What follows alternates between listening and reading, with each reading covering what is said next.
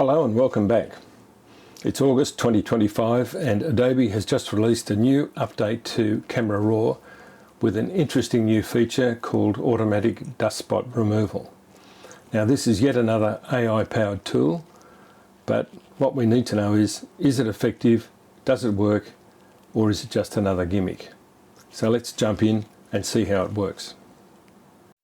So with this release of Adobe Camera Raw version 17.5, Adobe has followed the trend of late of introducing new features into Camera Raw first, and then a little bit further down the track migrating them into Lightroom. So if you're a Lightroom user like me, we can still work around this and get a solution to our problems.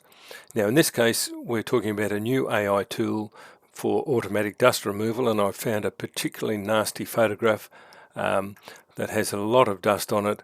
What happened was I cleaned my sensor and made a complete hash of it and left some cleaning fluid on the sensor unknowingly, and then went out and did some photo shoots, and you can see the mess that it's made. So I've picked a particularly bad example to see if we can make this work in this dust removal tool. So working from Lightroom, to be able to enable this tool, we need to open the image in Photoshop. So if we go ahead, right mouse click, edit in, Photoshop 2025, the image will open in Photoshop and we'll edit from there. So it doesn't much matter whether you've completed some editing in Lightroom first before you open in Photoshop, or whether you just take the completely unprocessed image into Photoshop. What we're going to do is we're going to apply the Camera Raw filter from Photoshop. But how we're going to do this is a little different. So with our image open, we can zoom in here and see all of the problems that have arisen, and this is a really bad example. So firstly, what I'm going to do is make a copy of this background layer so we can do some comparisons.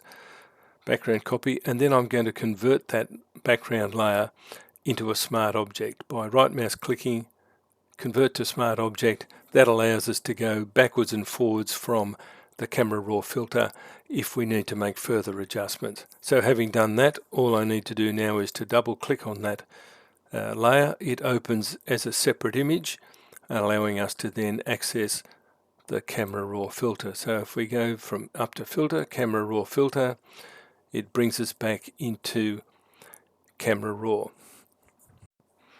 So with the Camera Raw filter open, we have access to all of our settings, exactly the same as in Lightroom. But let's just zoom in here and have a look at those dust spots so we can see what we're going to do.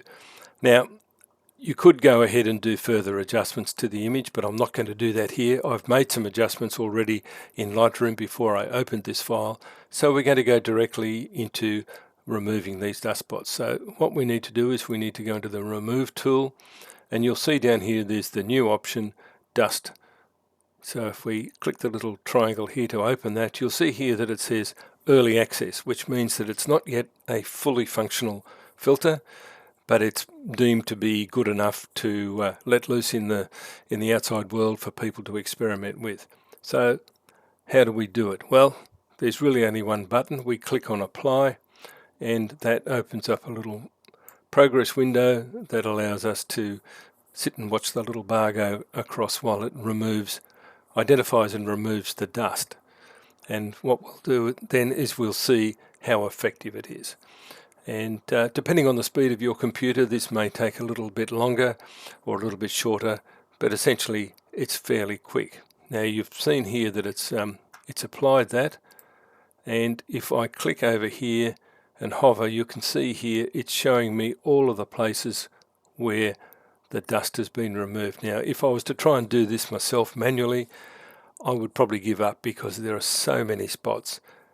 It's almost impossible to do by hand. But let's just have a look here. There's a couple of places here where it's not picked up the dust spots. So let's just for a minute turn that off. We can see the dust spots. We can see the ones it's identified, and yep, it's done a pretty good job right across the board. But let's now go back and have a look at the visualization of the spots, and we'll need to adjust the slider so that we can see where the spots are, and these little circles are identifying where the dust spots have been removed. And you can see in an image like this with a lot of cloud and other things, it's really hard to spot the dust spots. So using that older tool, it's pretty difficult to see. But let's have a look at that again and zoom in and see what it's missed. And you can see here there are a few very faint spots that it's missed, and if I drag this around you'll see, yes, there's a few more. So what do? Well, we can of course then just go back to the normal spot removal tool and go around and pick up those extra ones. Now in this case there are not too many. I'm not really going to have a problem with that, and I've just clicked off that by mistake. So we could go ahead and fix up those few spots that it's missed and try and rectify those. So what we can see immediately is that it's done a pretty good job, but it's not perfect.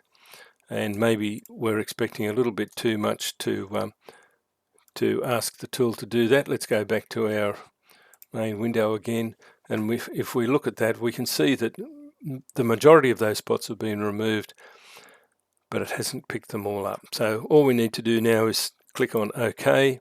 That renders the image back into this layer with the adjustments, and then what I do now is I just say save that, and that takes that layer back into our image as that smart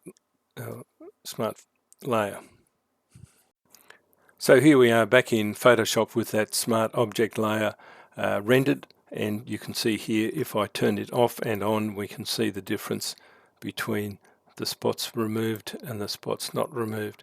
And just so that we can really see how effective this is, let's just put in above that an adjustment layer, and let's go for a medium contrast layer so that we can really see the difference. Now interestingly, when we turn those dust spots on and off, you can see a few of the marks around where those objects have been removed and patched up with that filter. So it's good, but it's not perfect.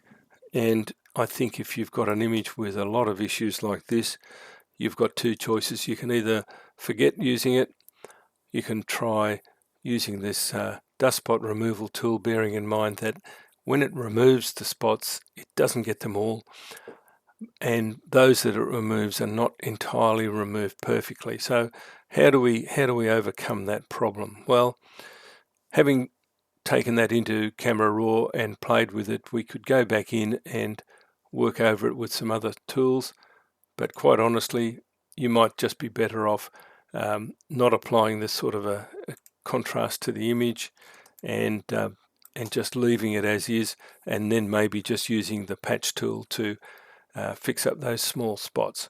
So in a brief summary of the effectiveness of this tool, it works fairly well on the majority of the spots, but if you're looking for a perfect result, it's not quite there yet. So if you want to just go ahead and touch up those few spots that the removal tool missed out on, you can't just go ahead and directly do it on a smart object layer. What you need to do, you've got two options. You can go back into the Camera Raw filter and try and use the dust spot removal tool, or you could just simply use the patch tool here, and that's what I'm going to use. So in order to use that, you'll see that if I select that tool, it gives me a little cross line there. I'm not allowed to use that. What I need to do with that layer, right mouse click, is rasterize that layer so it's now locked in place. We can no longer go back in and re-edit the Camera Raw filter, but then of course we can see quite clearly the areas where the spots have been missed, and so it's simply a matter of going through and picking up those ones that are the most obvious, and sometimes the ones that were removed weren't removed as well as they could be, and so that's probably the best option. So while this tool is not perfect, it's certainly going to make it much more usable for many instances where you've got a lot of problems with an image and you're looking to try and rectify it. I think it's picked up most of the other ones around here, other than some of these quite soft ones up in this part of the sky. So it's not yet perfect, but it's pretty good, and with a little bit of tweaking you can really make it effective. So that's it for now. Thanks for watching, and I'll speak to you again soon.